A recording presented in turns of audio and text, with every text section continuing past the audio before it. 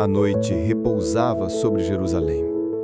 No silêncio do jardim do Getsêmani, entre as sombras das oliveiras antigas, Jesus caminhava lentamente, com o peso do mundo sobre os ombros. Seus discípulos, cansados, permaneciam mais atrás, incapazes de perceber a grandeza da batalha espiritual que se travava diante deles. Ele se afastou, como quem carrega sozinho uma dor impossível de partilhar. Caiu de joelhos sobre a terra fria, e com a face voltada ao céu, sua voz ecoou em súplica. Pai, se for possível, afasta de mim este cálice. O ar parecia pesado. Seu corpo tremia em agonia, e o suor que lhe escorria pela fronte se tornava como gotas de sangue caindo ao chão. Ainda assim, no auge da angústia, seus lábios pronunciaram a rendição mais sublime. Mas não se faça a minha vontade, e sim a tua. Naquele instante, o céu se curvava sobre a terra. O Filho, em obediência perfeita, aceitava beber do cálice da dor, para que o mundo pudesse beber do cálice da vida. Naquela noite silenciosa, em meio às oliveiras do Getsêmani, o Mestre se retirou para orar. A lua iluminava suavemente o jardim, e a brisa leve não conseguia aliviar o peso que esmagava seu coração. Jesus sabia o que estava para acontecer. A traição já estava a caminho, a cruz já o aguardava, e o cálice da dor já estava diante dele. Era o momento mais sombrio de sua jornada terrena. Mas ele não quis passar por isso sozinho. Chamou Pedro, Tiago e João, seus discípulos mais próximos, para estarem com ele naquela hora decisiva. E com voz aflita, lhes pediu: Minha alma está profundamente triste, até a morte. Ficai aqui e vigiai comigo. Ele se afastou. Caiu com o rosto em terra e orou ao Pai. Meu Pai, se for possível, afasta de mim este cálice. Todavia, não seja como eu quero, mas como tu queres. Era uma oração de entrega, de dor e de submissão.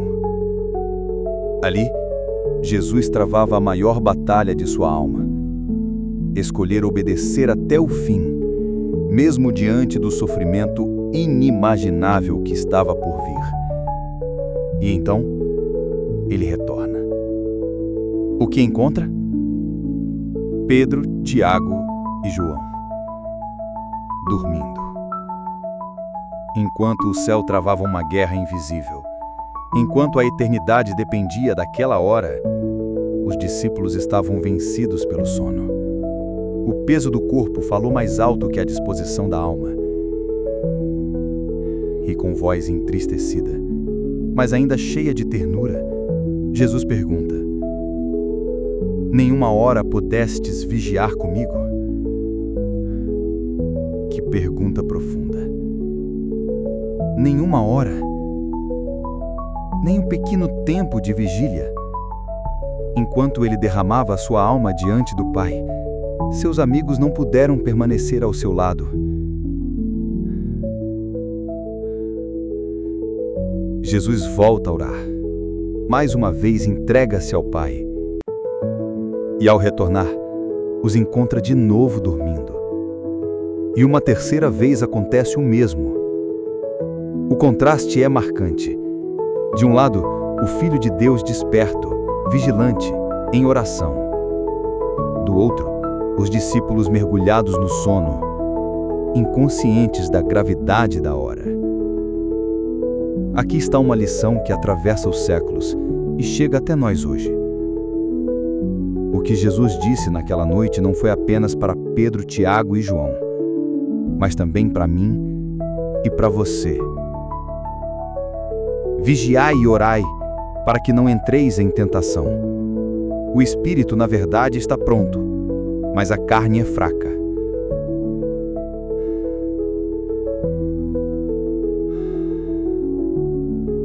Quantas vezes desejamos ser fiéis, mas a fraqueza da carne nos vence. Quantas vezes prometemos vigiar, mas o sono espiritual nos domina.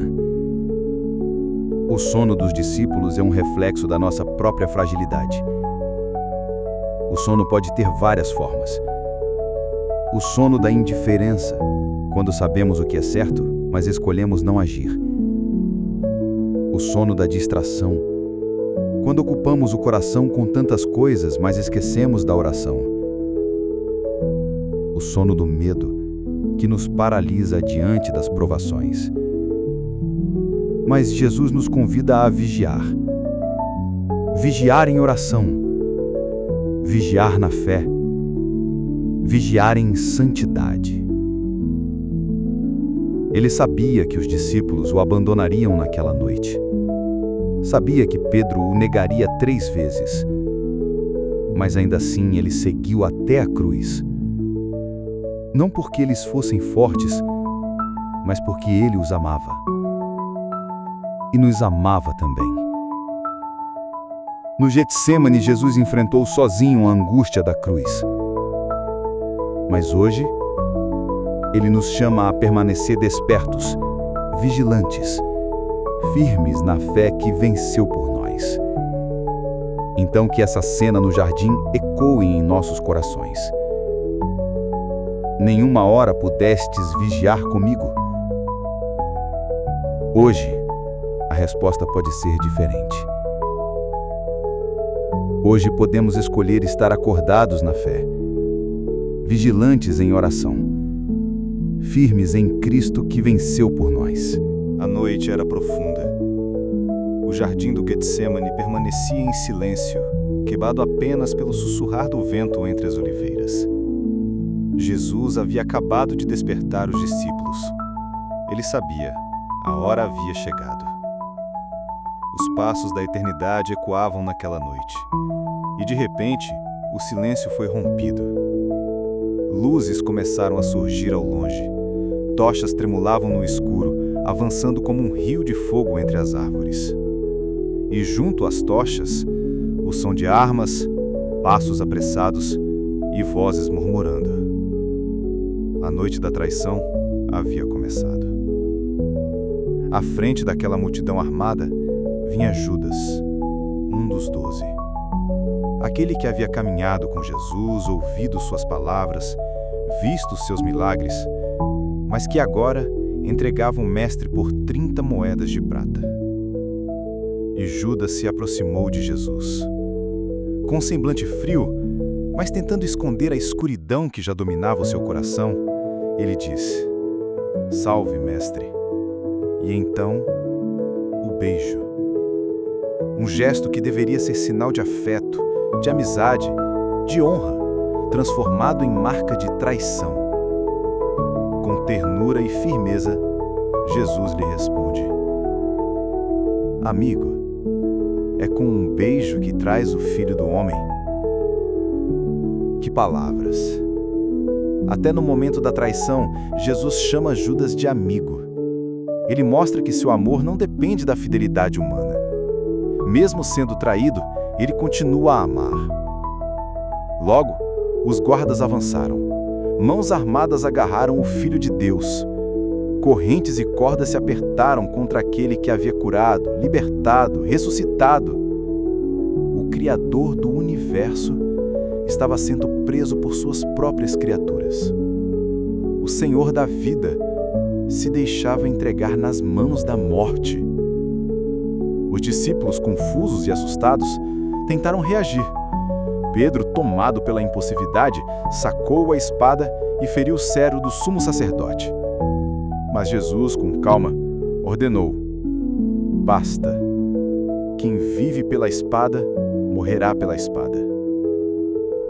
E em meio ao caos, ele ainda cura o ferido. Jesus sabia que poderia chamar legiões de anjos para defendê-lo.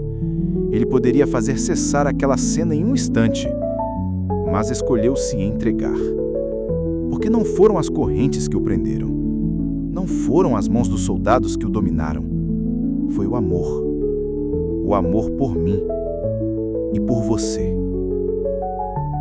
Naquela noite, o Cordeiro de Deus se entregava para cumprir o plano perfeito de redenção. A chegada de Judas nos ensina que o coração humano pode se perder mesmo perto da luz. Estar próximo de Jesus não significa ser fiel a Ele. Judas caminhou ao lado do Mestre, mas escolheu a escuridão. E o beijo da traição ecoa até hoje como um alerta. Quantas vezes nossos lábios dizem Senhor, mas nossas escolhas o negam? Quantas vezes a fé é trocada por moedas de prata, por prazeres passageiros, por conveniências deste mundo? Mas assim como Jesus olhou para Judas, ele também olha para nós. Não com ódio, mas com amor. Não com rejeição, mas com um convite. Amigo, volta para mim. Ainda há tempo. A noite foi rasgada pelas tochas, pelo beijo da traição e pelas correntes que prenderam Jesus. Mas aquela prisão não foi derrota, foi o começo da maior vitória da história. Judas entregou o Mestre, mas Jesus se entregou por nós.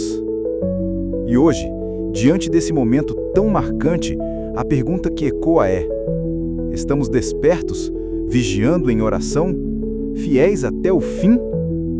Ou estamos adormecidos, distraídos, trocando o eterno pelo passageiro? A cena do Getsêmani continua viva, e a voz de Jesus ainda chama: vigiai e orai, pois o mesmo Cristo que foi preso naquela noite é o Cristo que ressuscitou ao terceiro dia e que hoje nos convida a permanecer com Ele, despertos, fiéis e vigilantes até a sua volta. Naquela madrugada escura em Jerusalém, Jesus havia sido preso. Tochas, correntes e gritos ecoavam pelas ruas. Ele era conduzido como criminoso, o Filho de Deus, levado diante dos líderes religiosos. E de longe, alguém o seguia. Era Pedro, o discípulo corajoso que poucas horas antes havia dito: Senhor, ainda que todos te abandonem, eu nunca te negarei. Mas agora, o medo começava a invadir seu coração. Ele não estava ao lado do Mestre, mas à distância. Observava, escondido, tentando se misturar à multidão. Pedro se aqueceu junto ao fogo no pátio. O frio da noite apertava, e ao redor soldados e servos conversavam. De repente, uma serva o encara fixamente e diz: Você também estava com ele. Você é um dos discípulos desse Jesus. O coração de Pedro dispara. O medo de ser reconhecido, preso e talvez condenado junto ao Mestre toma conta. E quase instintivamente ele responde: Mulher, não o conheço. A primeira negação. Um golpe contra a promessa feita horas antes. O tempo passa, mas a tensão aumenta. Outro homem o observa e insiste: Você também é um deles. Pedro sente o peso da multidão ao redor, todos olhando, todos esperando uma resposta. E mais uma vez nega: Não sou. O medo falava mais alto que a fé. O instinto de sobrevivência abafava a coragem que ele tanto proclamara. Pouco depois, outro se aproxima. Certamente este também estava com ele, pois até o seu modo de falar o denuncia. Agora Pedro se vê encurralado. A pressão aumenta, o coração bate acelerado. E em desespero, ele jura e começa a praguejar: Eu não conheço este homem de quem falais. 3 vezes. A promessa de fidelidade se transformou em 3 negações diante de estranhos. E então, o galo cantou. Exatamente como Jesus havia dito. Naquele instante, Jesus, sendo levado pelos guardas, volta o olhar para Pedro. Um olhar que atravessa a alma. Não era um olhar de condenação, mas de amor. Não de ódio, mas de verdade. Pedro lembra das palavras do Mestre: antes que o galo cante, você me negará 3 vezes. E ele chora. Sai dali, quebrado, envergonhado, arrependido. O discípulo que disse, nunca te negarei, caiu diante do medo de uma serva. A negação de Pedro não é apenas uma cena distante no passado. Ela é um espelho de nossas próprias fraquezas. Quantas vezes negamos a Cristo? Negamos quando escolhemos o pecado em vez da santidade. Negamos quando preferimos o silêncio ao invés de testemunhar. Negamos quando cedemos ao medo da rejeição, quando escondemos nossa fé para sermos aceitos. Como Pedro, também prometemos fidelidade, mas muitas vezes seguimos Jesus de longe, não perto da cruz, mas escondidos, temendo o que os outros dirão. Mas a história não termina no choro amargo. Depois da ressurreição, na beira do mar da Galileia, Jesus encontra Pedro novamente. E por 3 vezes pergunta: Pedro, tu me amas? 3 vezes Pedro negou. 3 vezes Jesus o restaura. O fracasso não foi o fim. O arrependimento abriu caminho para uma nova missão. O mesmo Pedro que negou tornou-se o pregador ousado que anunciou o Evangelho no dia de Pentecostes. Porque a graça de Cristo é maior que as nossas quedas. A negação de Pedro é a nossa história. Todos nós já falhamos, já nos afastamos, já seguimos Jesus de longe. Mas, assim como olhou para Pedro naquela noite, Jesus também olha para nós hoje. Seu olhar não é de condenação, mas de amor que restaura. Você pode ter negado com palavras, com escolhas, com silêncio, mas ainda há tempo de voltar. Ainda há graça, perdão e recomeço. O galo cantou naquela madrugada em Jerusalém, mas na manhã da ressurreição, a esperança nasceu. E a mesma voz que chamou Pedro, chama você hoje. Segue-me. Era madrugada em Jerusalém. As ruas ainda estavam frias, mas o coração da cidade já queimava em agitação. Jesus, o Nazareno, havia passado a noite sendo interrogado, insultado, humilhado diante dos líderes religiosos. Agora, arrastado pelos soldados, ele é levado ao pretório, diante do governador romano. O Filho de Deus, o Rei Eterno, seria julgado pelos homens. Pilatos o observa. À sua frente, não está um criminoso endurecido, nem um rebelde perigoso. Está um homem sereno, marcado pela noite de sofrimento, mas com um olhar firme e cheio de dignidade. Pilatos então pergunta: És tu o rei dos judeus? E Jesus responde com simplicidade e profundidade: Tu o dizes. Essas palavras ecoam como um trovão silencioso. Ele não se defende, não se exalta, não se justifica. A verdade não precisa de explicações. Os líderes religiosos começam a despejar acusações. Ele incita o povo, ele se diz rei, ele é uma ameaça ao império. Pilatos espera uma reação. Mas Jesus permanece em silêncio. Um silêncio que fala mais alto do que qualquer defesa. Um silêncio que cumpre a profecia. Como o cordeiro mudo perante os seus tosqueadores, assim ele não abriu a boca. Esse silêncio desconcertava Pilatos, mas inflamava ainda mais os acusadores. Pilatos, percebendo que não havia culpa alguma em Jesus, tenta soltá-lo. Mas os líderes insuflam multidão. O povo que dias antes gritava Hosana, agora brada em fúria: Crucifica-o! Crucifica-o! pátio inteiro se enche com gritos de ódio. Uma multidão cega, guiada não pela justiça, mas pela manipulação.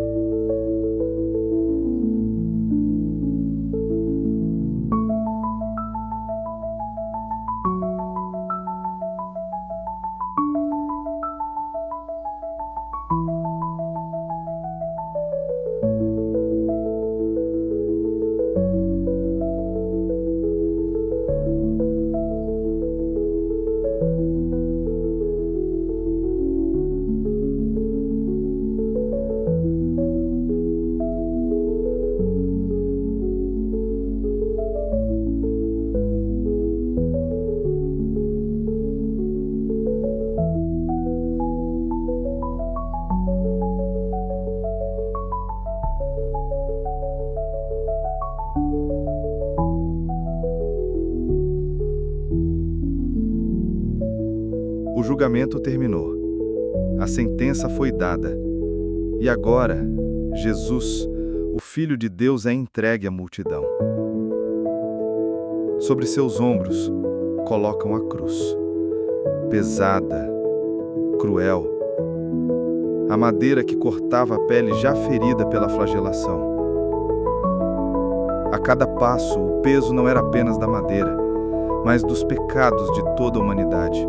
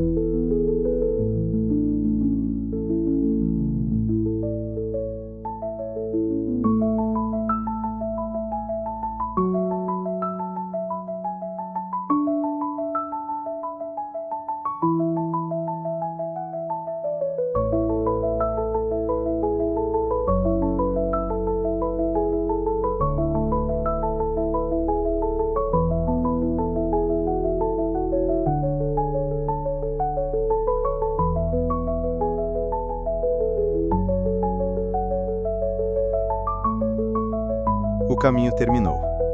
No alto da colina chamada Gólgota, o lugar da caveira, ali ergue-se o palco do maior ato de amor da história. Soldados romanos preparam o madeiro.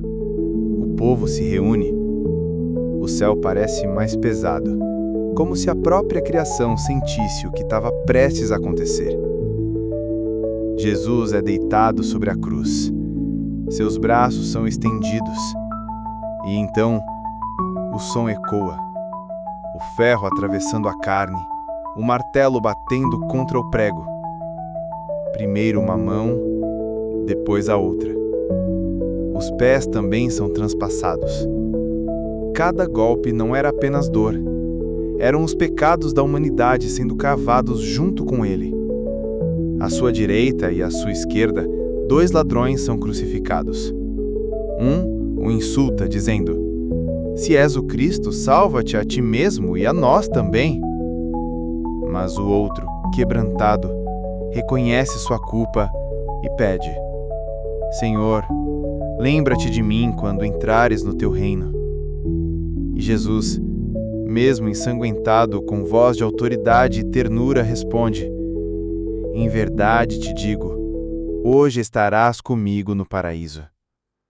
A multidão zomba. Os líderes religiosos riem. Salvou os outros, mas a si mesmo não pode salvar. Se é o rei de Israel, desça da cruz e creremos nele. Eles não compreendiam que a verdadeira vitória não estava em descer, mas em permanecer. A cruz não era derrota, era entrega. E então, Jesus ergue os olhos ao céu. Em meio à dor, em meio à humilhação, ele ora: "Pai, perdoa-lhes, pois não sabem o que fazem." Essas palavras atravessaram séculos e chegaram até nós. O perdão oferecido ali, no auge da dor, era a revelação do amor divino. Aos pés da cruz estava Maria, sua mãe. Ao lado dela, João, o discípulo amado. Jesus olha para eles e, mesmo agonizando, diz: "Mulher, eis aí o teu filho." E a João: "Eis aí a tua mãe." Mesmo diante da morte, Jesus cuida. Mesmo pendurado no madeiro, ele pensa nos outros. De repente, algo acontece. Do meio-dia até as 3 da tarde, trevas cobrem toda a terra. O sol se esconde, a natureza se cala. Era como se o universo inteiro se curvasse diante daquele momento. E então, Jesus brada em alta voz: Deus meu, por que me desamparaste?" O silêncio é pesado. O coração do filho sente o peso da separação, para que nós tivéssemos reconciliação com o Pai. Momentos depois, ele declara: "Está consumado." E com o seu último fôlego, entrega o Espírito. "Pai, em tuas mãos entrego o meu espírito." A terra treme, as pedras se partem. O véu do templo se rasga de alto a baixo. O centurião romano, que presenciava tudo, exclama: "Verdadeiramente, este era o Filho de Deus." No Gólgota, o sangue foi derramado, mas não foi em vão. Cada gota que caía era a vida que nascia. A cruz não foi o fim. A cruz foi o começo. Ali, Jesus venceu o pecado, venceu a morte e abriu o caminho para a eternidade. E hoje, diante da cruz, cada um de nós precisa escolher ignorar como a multidão ou se render como ladrão arrependido. Porque no Gólgota, o amor venceu. O céu está escuro, as trevas cobrem a terra. Jesus, pregado na cruz, já não tem forças. Seu corpo sangra, sua respiração é pesada, mas em seus lábios há uma última declaração. Ele ergue a voz e clama: "Está consumado." Com essa palavra, o Filho de Deus declara a vitória. A obra está completa. O preço foi pago. A redenção selada. Então, com o coração ainda pulsando de amor, Jesus inclina a cabeça e entrega o Espírito ao Pai. Um silêncio profundo paira no ar. O Cordeiro de Deus havia sido imolado. E naquele mesmo instante, no templo em Jerusalém, algo sobrenatural acontece. O véu que separava o Santo dos Santos, o véu que representava a distância entre Deus e o homem, se rasga de alto a baixo. Não de baixo para cima, como obra humana, mas de cima para baixo, como obra divina. O caminho para o Pai estava aberto. A barreira do pecado havia sido vencida. E não apenas o véu. A própria criação responde ao sacrifício do Criador. A terra começa a tremer, as rochas se partem, túmulos se abrem. O mundo físico manifesta a grandeza do que estava acontecendo no mundo espiritual. Era como se o universo gritasse: o Filho de Deus morreu. Os soldados, antes indiferentes, agora estremecem. O centurião romano, que havia supervisionado a crucificação, declara em voz alta: verdadeiramente, este era o Filho de Deus. A multidão que antes zombava, agora se cala em temor.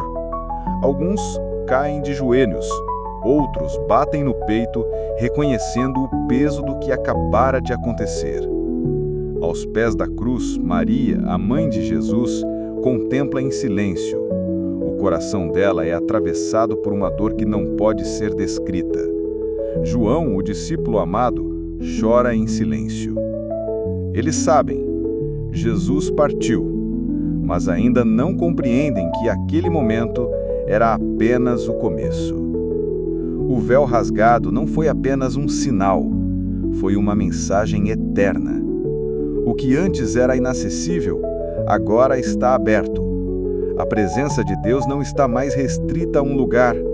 Por meio de Cristo, cada coração pode se aproximar do Pai. A morte trouxe vida, a entrega trouxe acesso, o sacrifício trouxe reconciliação. A terra ainda treme, mas a cruz está imóvel. O corpo de Jesus repousa sem vida, e um silêncio profundo cobre o Gólgota. O Cordeiro foi entregue, o preço foi pago, o amor venceu. Naquela tarde, o mundo jamais seria o mesmo. O céu se escureceu, a terra se tremeceu, o véu se rasgou, e a história foi dividida em antes e depois da cruz. E hoje, cada um de nós é chamado a olhar para aquele madeiro. A cruz não é apenas um símbolo, é a prova do amor que nos alcançou.